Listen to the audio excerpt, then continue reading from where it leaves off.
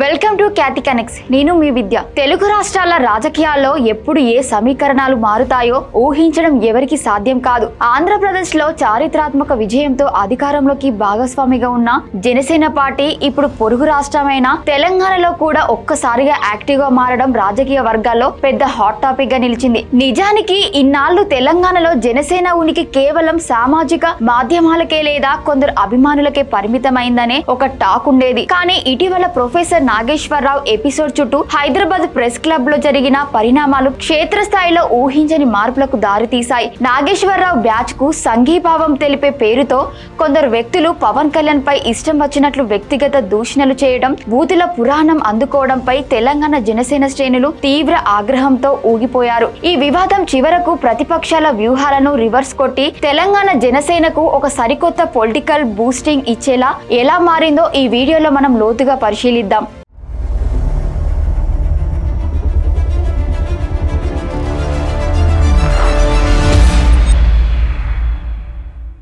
రాజకీయ విశ్లేషకుల అంచనా ప్రకారం పవన్ కళ్యాణ్ ను టార్గెట్ చేయడం ద్వారా జనసేనను ఒక పొరుగు రాష్ట్ర పార్టీగా ముద్ర వేయాలని, తద్వారా లబ్ధి పొందాలని ప్రతిపక్ష కోటరి భావించింది. కానీ తెలంగాణ జనసేన లీడర్లు సామాన్య కార్యకర్తల్లా కాకుండా ఎంతో సబ్జెక్టుతో రంగంలోకి దిగారు. అదే హైదరాబాద్ ప్రెస్ క్లబ్ వేదికగా తీవ్ర హెచ్చరికలతో విరుచుకుపడ్డారు. ప్రతిపక్షాలు చేసిన విమర్శలకు క్లియర్ కట్ ఆధారాలతో, చట్టపరమైన అంశాలతో తిప్పికొట్టారు. ఈ మొత్తం ఎపిసోడ్ లో విషయం లేని పిట్ట కథలు చెప్పి దొరికిపోయాక ఆ తప్పును కప్పిపుచ్చుకోవడానికి తెలంగాణ సెంటిమెంట్ ను, విద్వేషాలను రగిలిస్తామంటే చూస్తూ ఊరుకోమంటూ జనసేన లీడర్లు చేసిన సవాలు క్షేత్రస్థాయిలో జన సైనికులను భారీగా కదిలించాయి. ఎప్పుడైతే ప్రాంతీయ సెంటిమెంట్ ను అడ్డు పెట్టుకుని రాజకీయం చేయాలని చూసారో అప్పుడే వాస్తవాలు బయటకు రావడంతో ప్రతిపక్షాల వ్యూహాలు అట్టర్ ఫ్లాప్ అయ్యాయి. ఈ తాజా వివాదంలో జనసేన తరపున సాగిన కౌంటర్ అటాక్ లో జనసేన తెలంగాణ కీలక నేత, ప్రముఖ నటుడు ఆర్కే సాగర్ ప్రత్యేక ఆకర్షణగా నిలిచారు. ప్రెస్ మీట్లలో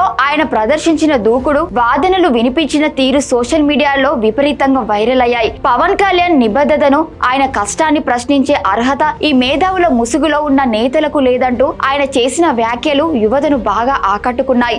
ప్రొఫెసర్ నాగేశ్వరరావు గారు, చాలా వీడియో చూసాను మీది, ఒక మంచి విశ్లేషకులు అనుకున్నాను, కానీ ఎందుకో తగ్గించుకున్నారు గౌరవం. మీకు ఎందుకండి? మీరు అన్ని పార్టీలు సేమ్ మీ ముందు, మీరు అన్ని పార్టీ నాయకులు మీకు రెస్పెక్ట్ ఇస్తారు. మీరు ఆ ఒక్క మాట తొలలారు, సంస్కరించుకున్నారు, అయిపోయింది. దాంతో మళ్ళీ రౌండ్ టేబుల్ మీటింగ్ అని నలుగురు రెచ్చగొడితే వచ్చేసి అసలు పవన్ కళ్యాణ్ గారు కుల ప్రస్తావన తీస్తారా? తీయండి, ప్రూఫ్ ఇవ్వండి. నిజంగా మీ ఇంటికి ఆంధ్ర పోలీసులు వచ్చారా? చెప్పండి. ఆంధ్ర పోలీసులు వస్తే రుజువు చేయండి. మీరు వచ్చారని ప్రూవ్ చేయండి, మేము తలదించుకుంటాం. మీ ఇంటికి పోలీసులు ఎందుకు వచ్చారో మీకు తెలియదా? నేను విన్నదైతే ఎవరో ఏదో యూట్యూబ్ ఛానల్లో చూశాను, 10 TV ఇష్యూలో సంథింగ్ అని. దాన్ని ఆంధ్ర పోలీసులు వచ్చారు అరెస్ట్ చేయడానికని ఒక ప్రోగ్రాం పెట్టి విద్వేషాలు రెచ్చగొట్టి అవసరమా? మీరు యువతకు మార్గదర్శకులు అనుకున్నాను, కానీ ఇలా దిగజారుడుతానని చేసి దిగజారడం అంటే నాకు తెలిసి ఇలా ఈ టైంలో యువత కూడా ఇలాంటి చెత్త మాటలు మాట్లాడట్లేదు. సొఫిస్టికేటెడ్ గా ఉంటున్నారు, అంబిషియస్ గా ఉంటున్నారు. ఏది నీళ్లు, నిధులు, జ్ఞాపకాలని 12 సంవత్సరాల తెలంగాణ ఏమైందని ఒకసారి ప్రశ్నించారా? విగ్రహాలు పెడుతున్నారు, ఎన్టీఆర్ విగ్రహాలు పెడుతున్నారని గొడవ చేస్తున్నారు కదా. టీఆర్ఎస్ హయాంలో చాలా విగ్రహాలు పెట్టారు కదా, అప్పుడెందుకు ప్రశ్నించలేదు? అప్పుడెందుకు నిలబడలేదు? అదే స్వయంగా కేటీఆర్ పేరు ఎన్టీఆర్ తారక రామారావు పేరు పెట్టారు, మార్చేస్తారని మార్చారు కదా. ఇది కాదు కదా. సమస్యల మీద ఫైట్ చేయండి. మీరు ఫైట్ చేస్తాం, మేము వస్తాం, మేము వెనుకుంటాం. మీ ముందుగా మేము వెనుకుంటాం. అరే ఫైట్ చేస్తున్నారు వీళ్ళు, వెనక మనం ఉందామని. లెఫ్ట్ బావాలి, ఇది కాదు కదా. లెఫ్ట్ బావాలంటే ఇలా తిప్పిరాలా? గుర్తుపెట్టుకోండి, మొన్న మున్సిపల్ ఎన్నికల్లో, ఇది గుర్తుపెట్టుకోండి, మున్సిపల్ ఎన్నికల్లో రాష్ట్ర వ్యాప్తంగా జనసేన పోటీ చేసినప్పుడు అన్ని తిరిగాను. గోదావరి కని పరిసర ప్రాంతంలో ఎల్బీ నగర్ లో ఒక్క కమ్యూనిస్ట్ గెలిస్తే నా ఫస్ట్ ఫోన్ ఆ కమ్యూనిస్ట్ కి ఫోన్ చేశాను. అతని పేరు సూర్య. అది నేను ఎవరికి ఫోన్ చేయలేదు, కాంగ్రెస్, టీఆర్ఎస్, బీజేపీ. ఒక కమ్యూనిస్ట్ పార్టీ గెలిచిన యువకుడు, అరే ఈ టైంలో ఇంత ఉందా, ఇంత అంబిషియస్ గా ఫైట్ చేస్తున్నాడు, ఎవరా యువకుడు అని చెప్తే అతని పేరు సూర్య. అతని ఫస్ట్ కి వెళ్ళి నేను ఫోన్ చేసి మాట్లాడి నేను అప్రిషియేట్ చేసిన మొదటి వ్యక్తిని. అది నాలో ఉన్న కమ్యూనిస్ట్ రక్తం. మీలో ఉంది కమ్యూనిస్ట్ రక్తం కాదని నా ఫీల్. ఎందుకంటే ఇలా తిట్టొద్దు. ఇలా తిట్టుకుంటూ కొట్టుకుంటూ ఏం సాధిద్దాం తెలంగాణలో?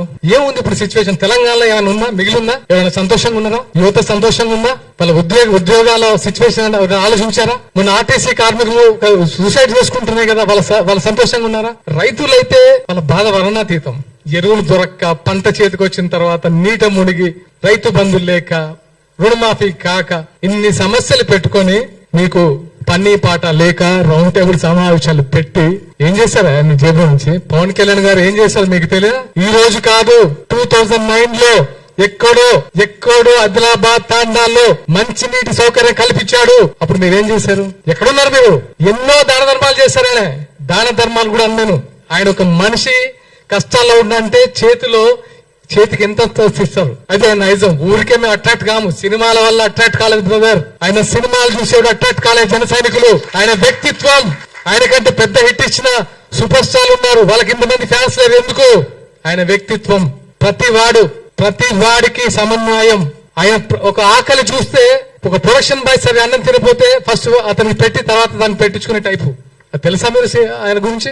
ప్రతి ఒక్కరు ఆయన గురించి మాట్లాడితే కనబడిపోతాం సోషల్ మీడియాలో. మన గురించి ఇలాంటి మేము వచ్చి మా బాధపడి ఇంకా చెప్పాలి. ఎందుకంటే ప్రతిసారి మీరు అబద్ధాన్ని చెప్పుకుంటూ పోతే ఇంకా నిజం చచ్చిపోతున్న భయంతో మేము వచ్చి ఇక్కడ కూర్చొని అది కాదురా బాబు ఆయన ఇది అని చెప్పి ఇంకెక్కడ ఫైట్ చేస్తాం ప్రజా సమస్యల గురించి? రెచ్చగొట్టద్దు బాస్. ఎనఫ్. మాకు సహనం ఉంటుంది. ఇక్కడ నుంచి ఇలాంటివి పునరావృతం అవ్వద్దు. ఇది ఈ రోజుతో ముగిద్దాం ప్లీజ్. ఇంకా ఇలాంటి పవన్ కళ్యాణ్ ని హైదరాబాద్ రాకుండా అడ్డుకుంటాం. ఎవరికైనా దమ్ముందా? మీకు దమ్ముందా చెప్పండి, తెలుసుకుందామా? ఆపగలరా? మీకు రాజ్యాంగ విలువలు తెలుసా? రాజ్యాంగ హక్కులు తెలిసే మాట్లాడుతున్నారా? తెలంగాణలో జనసేన పార్టీ చాలా బలంగా ఉండబోతుంది. ఖబర్దార్ గుర్తుపెట్టుకోండి. మేము ఇప్పటి వరకు చాలా ప్లీజింగ్ గా కూడా కాదు, అరే మా కళ్యాణ్ గారు నేర్పిన సంస్కృతి అంటే మనం తగ్గుదాం. కానీ మేము ఎదురు తిరగాల్సి వస్తే మాత్రం నిజంగా తట్టుకోరు బాస్. రాజకీయాల్లో కేవలం ప్రసంగాలు మాత్రమే కాదు, సబ్జెక్టుతో పాటు గ్లామర్ మరియు గట్టిగా నిలదీసే నైజం ఉన్న లీడర్లు వచ్చినప్పుడు పార్టీ గ్రాఫ్ ఒక్కసారిగా పెరుగుతుంది. ఆర్కే సాగర్ వంటి నేతలు ముందుండి నడపడంతో ఇన్నాళ్ళు క్షేత్రస్థాయిలో సైలెంట్ గా ఉన్న కార్యకర్తలు కూడా రోడ్లపైకి వచ్చి తమ పవర్ ఏంటో చూపించారు. దీనివల్ల జనసేన అధిష్టానం కూడా ఇకపైన తెలంగాణ వింగ్ కు మరింత ప్రాధాన్యత ఇచ్చే అవకాశాలు స్పష్టంగా కనిపిస్తున్నాయి. ప్రస్తుతం లభించిన ఈ ఊహించని పొలిటికల్ మైలేజ్ కేవలం సోషల్ మీడియా చర్చలకే పరిమితం కాకుండా రాబోయే ఎన్నికల్లో సీట్ల సాధనకు ఉపయోగపడుతుందని విశ్లేషకులు భావిస్తున్నారు.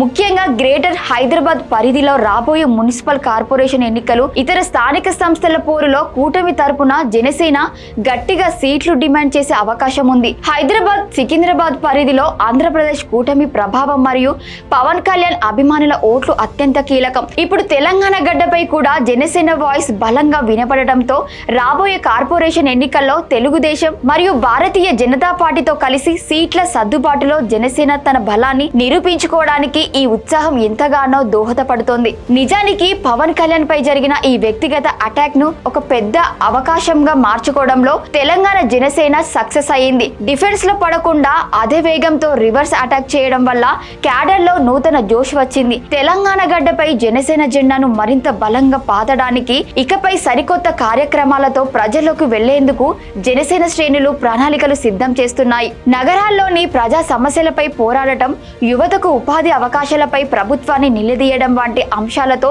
ఇకపై నిరంతరం ప్రజల్లో ఉండేలా యాక్షన్ ప్లాన్ రెడీ అవుతోంది. కేవలం ఒక వివాదంతో వచ్చిన ఊపును ఓట్ల రూపంలోకి మార్చుకోవాలంటే క్షేత్రస్థాయి కమిటీలను మరింత బలోపేతం చేయాల్సి ఉంటుందని నిపుణులు సూచిస్తున్నారు. హైదరాబాద్ ప్రెస్ క్లబ్ వివాదం తెలంగాణ రాజకీయాల్లో జనసేన పార్టీని ఒక సరికొత్త మలుపు తిప్పిందనడంలో ఎలాంటి సందేహం లేదు. పవన్ కళ్యాణ్ పై దూషణలు చేయడం ద్వారా ఆయనను బలహీన పరచాలనుకున్న వారి ప్లాన్ పూర్తిగా రివర్స్ కొట్టి తెలంగాణ జనసేనకు ఒక బలమైన పునాదిని ఇచ్చింది. ఆర్కే సాగర్ వంటి నేతల దూకుడు రాబోయే రోజుల్లో తెలంగాణ గడ్డపై జనసేనను ఎలాంటి ఉన్నత స్థాయికి తీసుకెళ్తుందో చూడాలి. తెలంగాణలో జనసేన పార్టీ ఒక్కసారిగా యాక్టివ్ అవ్వడంపై మరియు ఆర్కే సాగర్ కౌంటర్ అటాక్ పై మీ అభిప్రాయాన్ని కింద కామెంట్ లో తప్పకుండా పంచుకోండి. ఈ పొలిటికల్ ఇన్ఫర్మేటివ్ విశ్లేషణ వీడియో నచ్చితే లైక్ చేసి అందరికీ షేర్ చేయండి. మన ఛానల్ ని సబ్స్క్రైబ్ చేసుకోవడం అస్సలు మర్చిపోకండి. మరో లేటెస్ట్ రాజకీయ అప్డేట్ తో మళ్ళీ కలుద్దాం. జై హింద్.